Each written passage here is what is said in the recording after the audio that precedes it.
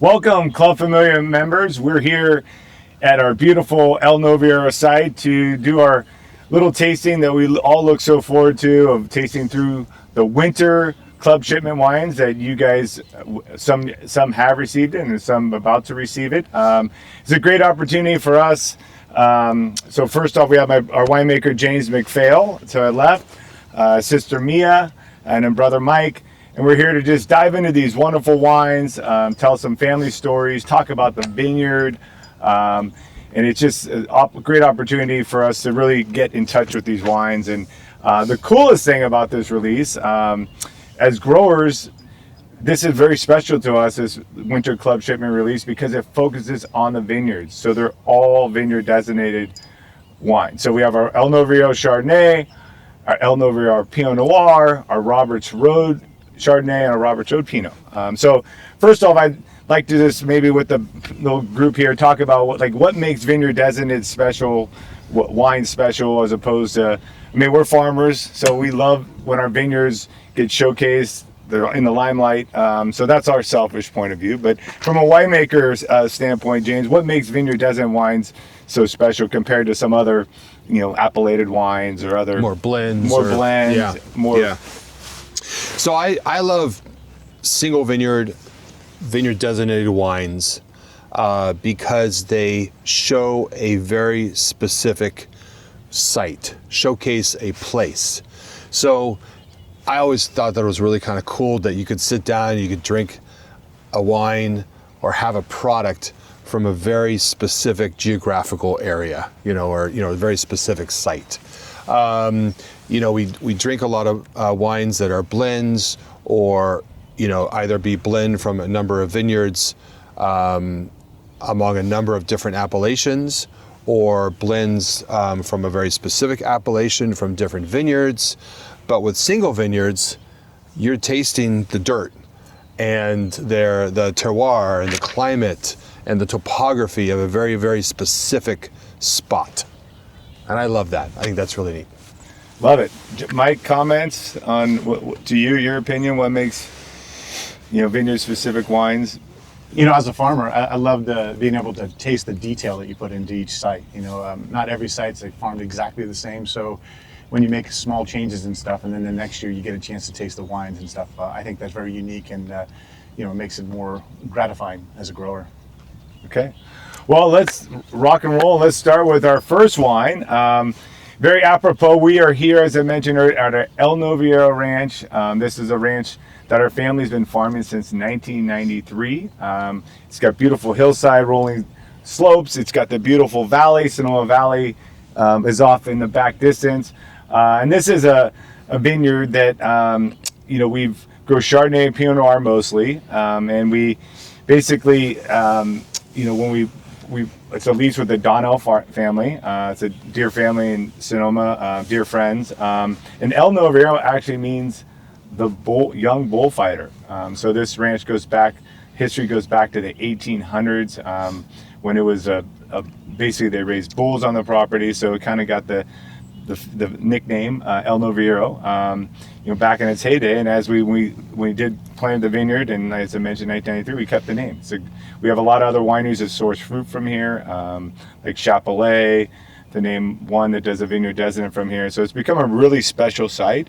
So in 2016, which that's another thing, we're on our 10th year of making Sangiacomo wine. God, time flies. But this is what we really wanted to incorporate in our portfolio. And it's a wine that, showcases this terroir elements. And, so maybe, Mike, do you want to talk about the farming of El Novillero, kind of how it differs from other areas? I mean, you saw that beautiful drone shot of the hills and stuff. I mean, any comments on farming these wonderful soils? Absolutely. El Novillero's got some different topography, different soils. It's not all unique. I saw that it's broken up by blocks. The shot coming in, you saw one of the specialized equipment for the hillside. It's a track vehicle, track tractor that helps keep the soil erosion down, and also the balance and safety of the operator. So each site's a little different, from equipment, but also how we prune it based on the soil, the variety. So the beauty of El Novillero, it has some diversity inside it. because it's a decent sized ranch, and there's several blocks, and they each have different characteristics. Beautiful. All right, the wine, James, 2023. So this is towards the end of our 2023 releases, which is obviously Club Familia members. You probably know it's an amazing vintage, one of the best on record. But maybe talk about El Novillero Vineyard, just this wine. I think this is our second time making El Novillero Chardonnay and Pinot Noir. Second vintage. Yeah. So, excuse me. So, I love this. Absolutely love this site. So the block for this Chardonnay is behind us, down below here. I would say that this is one of your sites that has kind of the highest clay content. Yes. Which lends a very kind of specific character to the wine, which I find very unique, and I really love it because it's a little bit of a departure from your, kind of riper fruit styled Chardonnays. This has a little bit more kind of like there's a vibrant minerality to it. There's a salinity. There's a soil aspect. When you look at the spectrum of fruit to earth, this Chardonnay is a little bit more in the middle. It lends a little bit of both, which I really find very complex, very intriguing, and very unique. Little higher pH on this wine, so the wine stylistically is a little bit kind of rounder, a little bit more lush, a little bit more rich in the mouth. I think this is going to pair really well with like fatty fishes. Like a halibut or salmon would be good, but something with a lot of like kind of rich fats in it. But I don't know, I'm loving this 23. So on that, you mentioned great food pairing. So our sister Mia is an amazing chef. She got all of our grandmother's genes, our cooking genes, I should say, that just really accentuate and make these wines, and especially Sangiacomo wines, taste so good. And she's lucky enough where she has this family recipe book that's been handed down literally from our grandmother all the way down to Mia, or Aunt Lorraine was amazing at creating these family recipes, turning them into magic, and Mia's kind of taken on that art. And so Mia, I tasked you with looking in our family recipe. Yeah. I love how book. you like it written down. It was like scribbled down. Scribbled down, it wasn't like handed down. I mean, not that our grandmother was in her last days, and she was, everyone had their, because she did not write anything down. Yeah. It was all in her head, and everyone had their notepad out, right? I mean, my aunt literally was by the bedside. Wait, what was in that recipe? But, so that's great. And so what of the Sangiacomo family recipe? Well, I mean, book, what would you pair with? I went with the theme of comfort. All of her meals were comfort, but I actually, with this one specifically, we call it chicken in the pot, which was really just like her chicken with and then she used, so we use white wine, butter, garlic. I thought it's really rich, mushrooms, olives. So I feel like it would go really well with that. It would blend well with the richness of that. And that was one comfort food that we had a lot, like our family loved, is that. It was just a bunch of white wine and garlic and butter and just any kind of, all the good stuff. All the good stuff. Yeah, we had wine, garlic, butter. we had all of it. And then it evolved, I'm sure. Maybe some things were thrown in there over the time, so it was in the, but I think this would go really well with it. All right, now let's move on to our next Chardonnay, which is from our wonderful Roberts Road Ranch in the northern part of the Petaluma Gap, up in Cotati, Pengrove. So for those of you that are not familiar with Roberts Road, it's a vineyard we discovered in 1999. It was undiscovered part of the Petaluma Gap, and there's no vineyards around that portion of the Petaluma Gap. So we kind of took a chance. Our dad Angelo and Uncle Bob, Aunt Lorraine, Uncle Buck they kind of found the site and then kind of handed it over to my brother, sister, and I to kind of put it together. And we actually call this a passing of the torch vineyard, the vineyard where we were involved in planting from row spacing to clones to varieties. It was kind of our our tests. It was kind of our research project, our doctorate, whatever you want to call it. So, and with that, it's turned into an amazing site for Pinot and Chard. We have multiple wineries that source from there, do a lot of single vineyard wines from there, which is the theme of today. And it's where we met James. James back in 2002 and 2003. James was the second winery to get fruit from that vineyard.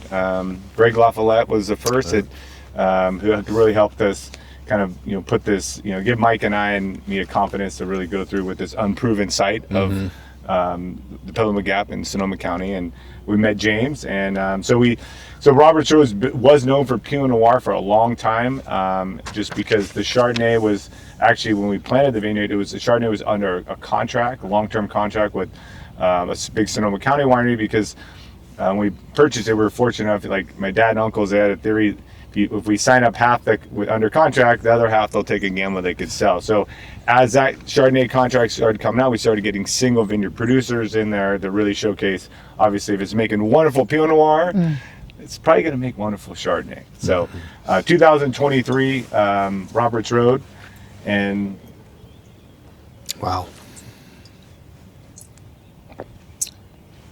So Mike, on Roberts Road, what is, this, we've been farming it over 25 years now, as time flies.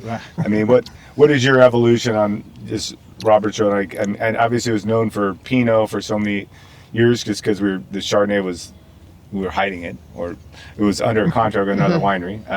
But maybe what was your discovery of Chardonnay over there with Roberts Road, in your opinion? Just the complexity of, they're different soils, slightly different climate than we are over here in Carneros. And the diversity between the clones over there. Sometimes the clones can get washed away in certain sites and stuff. They all kind of taste the same, but there is some distinction between the Wentine, the Dijon, and the 95 over there. So, I think that's the takeaway from that ranch is it really has distinct characteristics by the clones, because of the soil and the climate over there. And this, you make a good point. This is the only wine of the Sangiacomo portfolio, or the Sonoma Coast, that has multiple clones. But of our single vineyard wines, it has multiple clones. Yeah. All the other Home Ranch and El Novillero, they're all Old Wentine. I mean, even Green Acres and stuff. And this actually has three different clones: Old Wentine, Dijon 95, and Clone 17. So again, complexity of each clone. So. James, your thoughts on Roberts Road Chardonnay? I mean, starting at Roberts Road Pinot. Yeah. And then, obviously... I always snuck into the Chardonnay when I was getting just Pinot. And like Mike said, too, this is an incredible site. I've been walking Roberts Road, not as many years as you guys, but I mean, 23 years now. I think I've worn out a few pairs of boots in that vineyard. First of all, wow. I absolutely love this wine. It's definitely a departure from the El Novillero. It's got more acidity. This definitely showcasing more kind of orchard fruits. There's definitely pear and apple, a little nectarine. There is a little bit of a kiss of citrus, but more like a lemon curd, a little kind of meringue going on. It's vibrant, it is expressive, which is indicative of the vintage. The 23 vintage is a very kind of expressive, vibrant vintage, especially with Chardonnay. But this is just kind of wow. I'm absolutely loving this. So yeah, it's full-bodied, not as much as the El Novillero. Like I said, a little bit more acidity, a little bit more brightness, crispness to this, but still weighty on the mid palate. A very long finish, makes you kind of salivate for more. With that, Mia, we have El Nov, Roberts Road Chardonnay. Yes. Now we're stylistically changing it a little bit, as James just alluded to. I mean, Well, this one is actually I have to say, it's become actually my favorite Chardonnay, I think. Every time I take a sip of it, I'm always surprised about how much I like it. And I think... So you have a favorite? You can't have favorites. I have a couple favorites, but right now, this one, what I feel like my palate evolved, like when you go back to like what you think Chardonnays are. this is becoming really what I enjoy, the crisp and no more acid, and I actually like it. I used to, at first when I started trying the Roberts Road, I liked it with food, but now I actually like it just to drink on its own, so I think it's for me, I like it. It's balances everything out, so it doesn't it goes really well with any kind of food. And going back to what I'm thinking, right now, this sounds really like a good, I think it would go good with a harvest salad with arugula and bitter greens and a little bit of pomegranate right now, and a good citrus dressing with it, and then good, I originally was thinking an apple pie, or how about rajicetta, the old Norwegian? Yeah, so she would always do the rajicetta, the bitter. It just makes me think of the bitter greens. The bitter greens. Her grandma had a garden that had rajicetta. That was her. And I don't even know, it's like a bitter greens. It's a bitter and then green. she just put a red wine and salt and vinegar, oil. Salt, vinegar, oil, but I think it would go really good with this. It's just making me think of that when I'm drinking of her meal, of going through her things that she cooked. Is actually what makes me think of it. Yeah, we have to plant some rajicetta. I know. That's what we need to do. We need to dig deep. So, all right. So we are moving on to Pinot Noir. So as we transition, we're going to stay in the same vineyard, Roberts Road, 2023 Roberts Road. Roberts Road Pinot has become one of our showcase wines, vineyards. This vineyard, Club Famiglia members that you probably, some of you remember, we do a lot of clonal series from Roberts Road. We do Block 11, and we do a Block 21, Como 5, and then Block 20 coming soon. So that's coming in the spring club shipment. So we've kind of taken all those parts and we've broken them out in just amazing expressions of single vineyard clones. But this is kind of like everything coming together, right? Just the magic of all the vineyard. James will talk about how he makes it. But Mike, maybe let's talk about the soils of Roberts Road, just the history. I think it's just fascinating because that area is on old adobe road, so it's known for clay, right? The old adobe clay houses and so forth.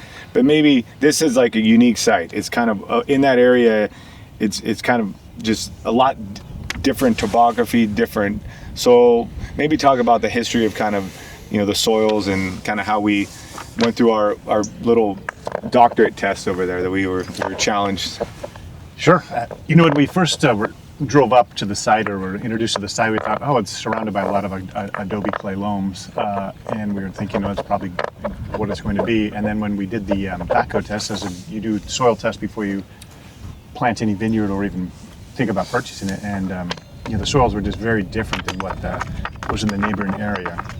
And so we found out, why is that different?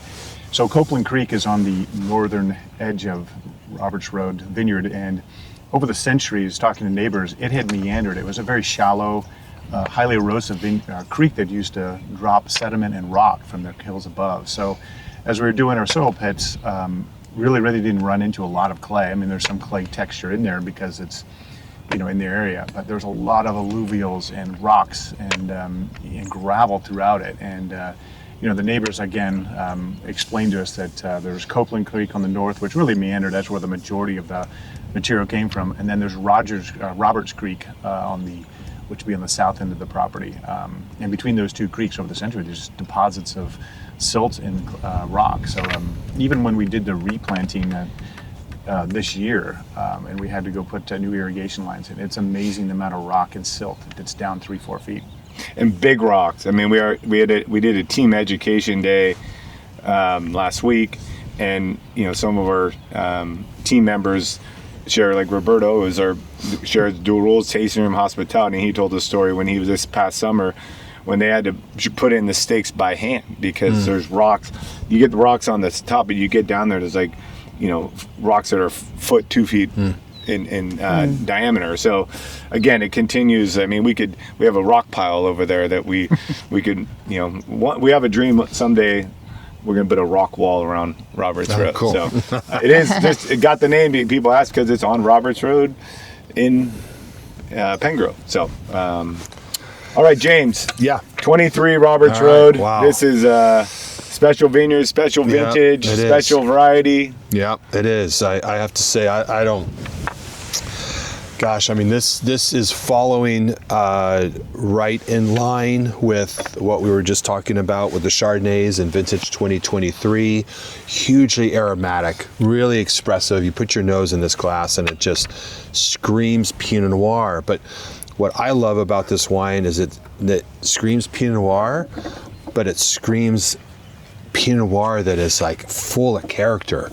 It's not straightforward, like bright Bing cherry. It's got everything. It's got plum, it's got violets, it's got dried rose petals, kind of dried herbs, wild cherry. It's layered. There's also really nice spice component to it of clove and nutmeg and cinnamon. There's a lot going on. And like you alluded to earlier about the single vineyards and being a clonal selection, this is the one wine that has the most number of clones. And so you're really building the layers in the wine with all different types of characters. All right, so let's go to our last Pinot Noir, 2023 El Novillero Pinot Noir. Wow. Beautiful. So as I mentioned in the beginning, El Novillero, one of our vineyards we've farmed for, arguably, 30 plus years, become a staple for us in terms of just with all our winery clients, just from a vineyard sourcing standpoint. As we've talked about the Chardonnay, just El Novillero Chardonnay just being so distinctive and terroir driven, the El Novillero Vineyard follows suit, right? It does. Yeah. It just, again, this is our second release of it. 22 was our first, and so it's become a little Club Familia. It is, I know, yeah. Favorite. Yeah. I mean, to the point where we're like, I think we told James, like, I don't know if we made enough of this SKU, believe it or not, because we have a lot of Club Familia members calling, when's the El Novillero coming out? And it's little, cult following within our club. People just love it. So before we talk to the wine, I mean, let me back up. Well, Mia, save your recipe for the Roberts Road Pinot. We'll do both El Novillero and El Novillero at the same time. But Mike, let's talk about El Novillero. Like, let's go back to 1993. Mike was fresh back from college. I was a senior. I was going into college. We worked summers out here planting this vineyard with John Marie Martin was out here. I mean, Absolutely. I look back over the hill here, and I remember stakes in the ground. It's a vineyard again that Mike and I were a part of at the early onset. But I mean, this is yours fresh back from college planting El Novillero. This was maybe Mike's first test, I guess. What do you remember about El Novillero those days of planting it when you go back? Well, it was an exciting time for our family because it was our first big expansion in a while, and the ranch is quite huge. There's 6,000 acres in the Donnell Ranch, and with the families we carved out certain sites and stuff that we thought would be best for wine grapes, and we only have 170 of 6,000 acres. Oh, yeah, I'm sorry. So it's a 170 acre ranch. Yeah. From the vineyard, but just being able to, with the Donnell family, pick the sites, and then as I wasn't really involved in all the decisions at that time, but I'm shortly making the decision, but I was certainly listening to all the decisions being made, and then after the decisions were made, it's just planting it and the infrastructure that went in, and then getting a chance really to see the vineyard develop from the ground up, and then really the first wines that came off here, it was pretty exciting. So it has a special place in our heart, just my heart anyways, because it was really my first year back, and we were planting such a big planting. So, but these have turned out to be beautiful wines. I just this talk about the Pinot blocks here on the western slopes of this ranch, and you really can see the development over time with the expansion of different clones. There was only 2 clones planted at that time. Now there's, multiple clones in this ranch, and just seeing the diversity, and it makes so much better wine than it did then, just because of what we know and how we're growing it. Good. So El Novillero, 23. This is, as we talked about, stylistically. We did a little pre-tasting before, and James is like, "This is, Chardonnay Pinot. It's just so fun because within our portfolio of wines, it just has this uniqueness, right?" It does, and, yeah. Talk about working with El Novillero, from the start. So, as a Chardonnay Pinot Noir really focused winemaker, the varieties that I really love, and love the fact that you can make a product from a site, a very kind of a sense of place. I really always was kind of drawn to that. I really love that. It's what's drawn me to this El Novillero, is that it is so unique that it's got to be showcased. It's got to be, kind of the story needs to be told. And it's our only the El Novillero is Carneros, aviated in the Pinot. Yeah, Chardonnay Pinot. and this is a single clone, which is, again, a departure from the Roberts Road. This is 777, which if I was to put a single clone, a Dijon clone, on its own, this is the one, because it does, I feel, has kind of the most character, depending on the site, and this site's perfect for it. But smelling, putting my nose in the glass and tasting this wine took me back to your comment earlier about there's a familiarity about like a hominess. Is that what's the word? Like it takes you home. Takes you home. Yeah. Comfort. There's a Yeah. comfort to this wine because it has the characteristics that kind of draw you to that familiar place. So there's kind of a red plum pie kind of character. There's the beauty, there's a lot of like baking spice, like almost like a holiday spice to it, which is, that's something that we love the holidays. We love that. And there's a kind of an orange peel, there's pine, there's really nice herbs. It's soft, it's plush, it's very enticing. So it's all those components that really kind of take you home, and it's like I love to cook, and not as good as Mia, but I'm sure you are. but I love spaghetti and meatballs. Yeah. That just kind of takes me home. That's like that dish that sometimes I just have to make, and that's what I would put this with. Like this, like if I had those two, like this wine and the spaghetti and meatballs, I'd be like the happiest. So I don't know. That's kind of what I'm getting out of this wine today, and I love the hominess. Like it's it's very familiar. It's comfort. Yeah, a couch. Yeah, and a glass of wine. And a fireplace. Exactly. And I know we're releasing this in the spring, but that's still a good time. Winter. It's a winter shit. I mean, it's still winter. That's true. It's called the winter shipment. Oh, that's true. So winter shipment. That's true. Okay. It's not everyone. Not everyone gets. We're in California. It's 70 degrees We're today. all full today because it's like this is I know. fantastic. Well, once you see the February mustard, 4th. you're like, oh, it's there. Yep. All right, Mia. So you have 2 Pinots to pair. You have the Roberts Road 23 and the El Novillero. Yeah, what are we eating? Well, It's almost lunchtime. I know. Well, I risotto is one of them. My grandma used to take her. Like, it's basically the Sunday gravy and mixed it with the broth, and it was like red gravy sauce in the in the risotto, and that was with a lot of Parmesan cheese, and that was a comfort food that we had a lot. And then you throw some mushrooms in the risotto. Well, you can throw mushrooms. There is mushrooms I think in Mia's the sauce. evolving. I've evolved it. It used to be just gravy sauce. Yeah. And then with the California cuisine is like you got to add stuff. So I mean, she did it also every day, and so I'm not. I would throw mushrooms in it for sure. The sauce has. What's your favorite risotto?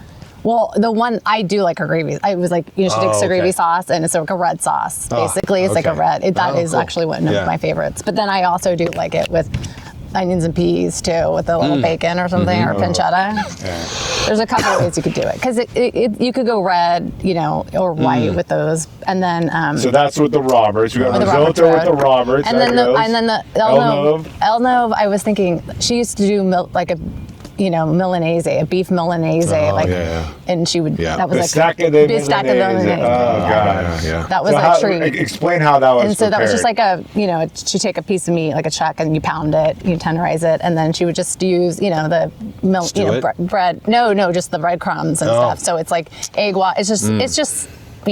Egg whites. No, egg wash, Egg wash. and then you put it breadcrumbs, Milanese. Like, well, Milanese, it's bread. You could do. That's what it is. It's breaded meat. Like people do chicken fried. It's like a chicken fried steak, but you beef. Well, you have to pound it. I remember she would we had to pound it pounding. because you get She had these little, they're old school. Like you pound it to tenderizing it. And they're small, and I think they tried to get her a bigger one. She's like, no. She had that wood one too. The wood one, yeah. Yeah, she has that wood mallet. So we want to just a couple things. Club Famiglia members, our rosé is coming out soon. So our wonderful 25, right? 25, hard to say. 25 rosé is coming out. It'll be released in March sometime, very soon. From right behind us. Right behind us, our Novillero Vineyard, just literally right over the hill here, which will be a great complement to the rosé. right. You're gonna have a Chardonnay. Pinot and Rosé, all from the same vineyard, right? And so we have a lot of wonderful events coming up. We'll be getting out to you at the. We're celebrating 10 years of making wine. Hard to believe, 2016. We're already 2026. So a lot of wonderful little, keep in touch with us. Please come visit us, members, Club Famiglia members. Come visit us. Come say hi to us. James is sometimes there. Mike, me, and I are there a lot. That's our home away from home. But with that, I wanted to just say cheers to all of you. And this is a gorgeous day here in California. 70 degrees. It was our Uncle Bob. This is like one of the last few years. He said his favorite time of year was a 70-degree day in February. Cheers, that's what we had. And I tell you, with the last couple of years, we haven't had it, but cheers to that. Cheers to that. Cheers. Thank you. Thank you, Club Famiglia members, and hope to see you all soon. Cheers. Cheers. Cheers.